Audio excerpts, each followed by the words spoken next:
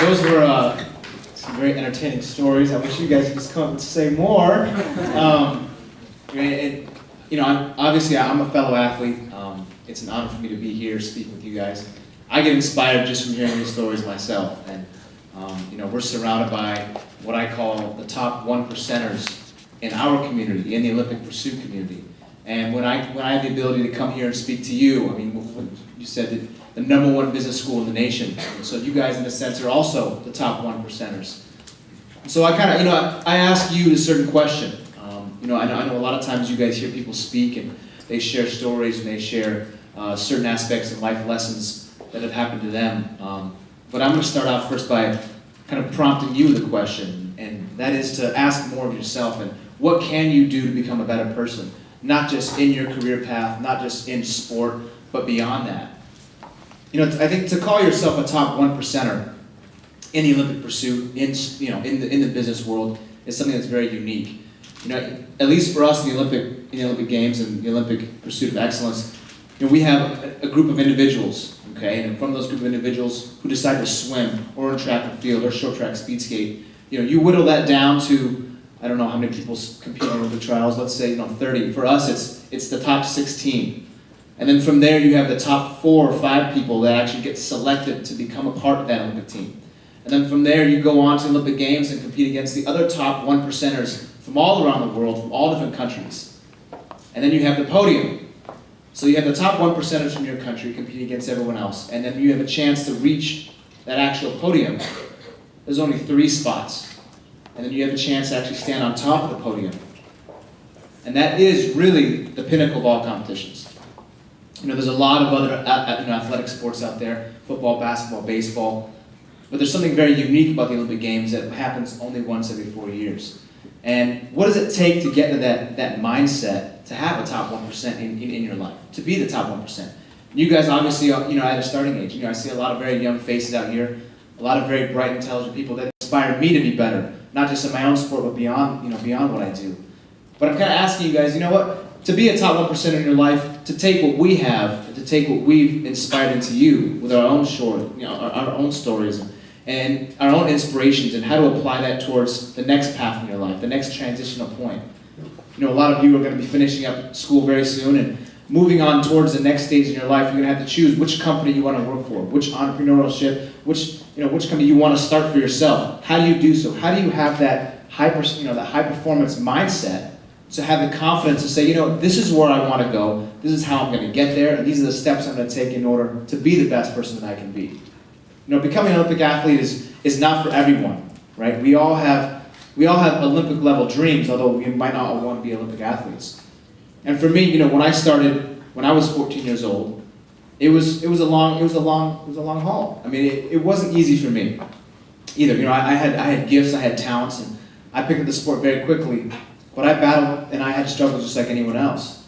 And for you guys, and for your next path and your next career choice, ask yourself the same questions. How can I be better as a person, not just in business, but beyond? How can I retain and utilize the skills you've learned here and apply them towards everyday life? Apply them towards helping somebody get better.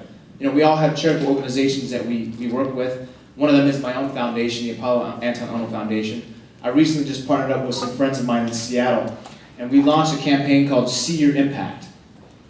Now, this was a way for me, post-2010, when Olympic Games in Vancouver, to say, this is an avenue that I want to pursue. This is a way for me to give back in an arena that I feel very passionate about. How can I impact the most amount of people in the shortest amount of time? I'm only here for how many years more? I mean, maybe 100 years, maybe 50 more years, maybe saying, I have no idea how long I'll be alive. But in that short time, how can I inspire as many people as possible and share with the life lessons that I've learned through my sport and the successes that I've had through the blessings that I've been able to have in my life? So See Your Impact, and I urge you to check it out, seeyourimPact.org, is essentially exactly what it sounds like. It's a website designed around, it's completely viral, and you get a chance to see your actual impact.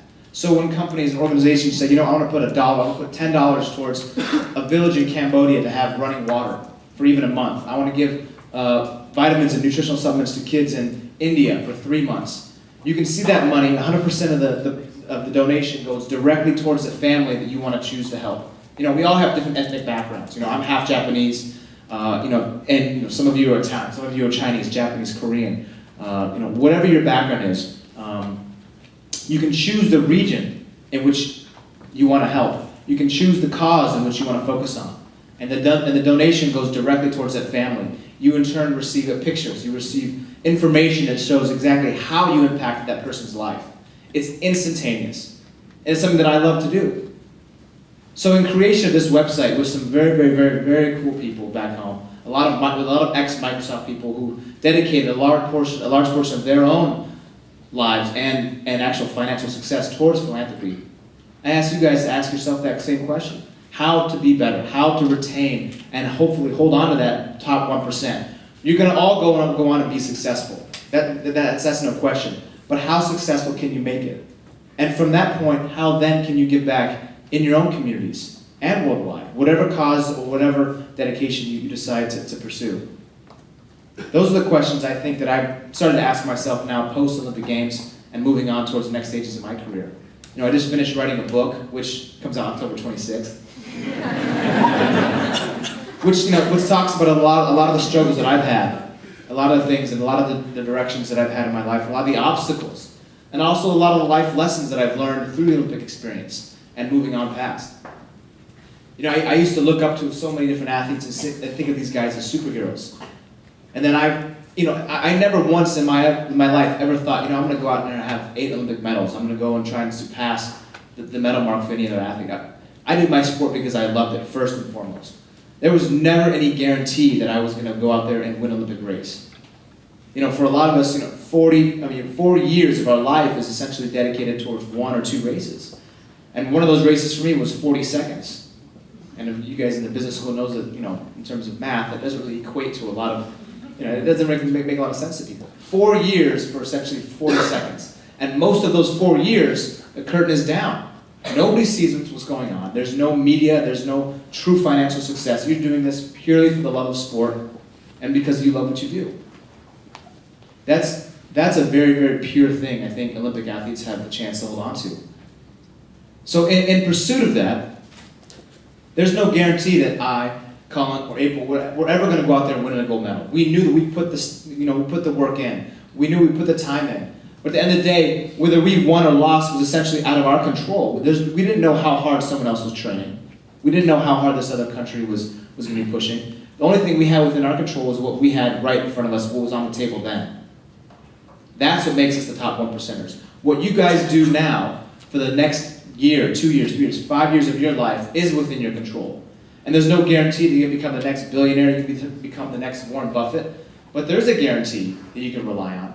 And that is the effort that you put forward towards this business school, towards your life in this career path, and then beyond, and how to impact the person next to you. So I ask you again, please, to reach out, to help yourselves, help others. Thank you.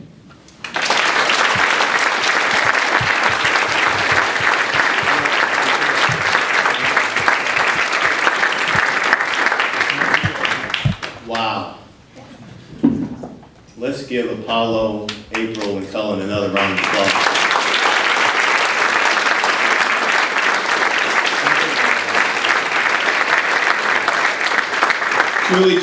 Truly amazing. What I want to do is just wrap us up and actually get to a point here, just some brief remarks so April can find her gold medal and we can network and meet. But she got her eye on it, I'm sure. But let me just wrap up with a few comments. Just thinking about the stories that they shared, a few things come to mind. And of course, we're among great company to now say these words. Top 1%er. Apollo focused on that a lot. Top 1%er. Think about what that really means in the context of population. Whatever population you think about top 1%er. Number 1 business school. Dean Wu started with that.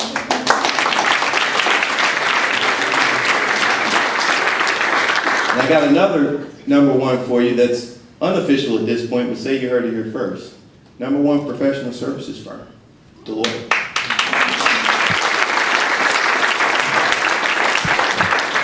There's a lot to be said for this company that you're with today. And again, I thank Apollo, April, and Cullen for those great words. But you think about 3 world-class athletes You think about 3 world-class organizations, Notre Dame, Deloitte, and USOC. And this is just great company to be in for sure. But if you think about what they said, just summarizing real quick, I'm going to take 3 words. Focus, passion, and commitment. Focus, passion, and commitment. That kind of summarized a lot of what they said in terms of their stories, but those 3 words were 3 takeaways that I just sat there and thought about. But then I want to show you how Deloitte has really committed to excellence, which is what Jim started with, and the commitment that we have and why we brought these world-class athletes here today to share their stories. And it's really 3 takeaways that I want you to go away with. First, community. Apollo, April, Cullen, each of them said it, give back to the community and make an impact in giving back. And that's something that Deloitte is truly about as well, and that's one of the things we represent, but also one of the reasons we brought them here today. Second, high performance.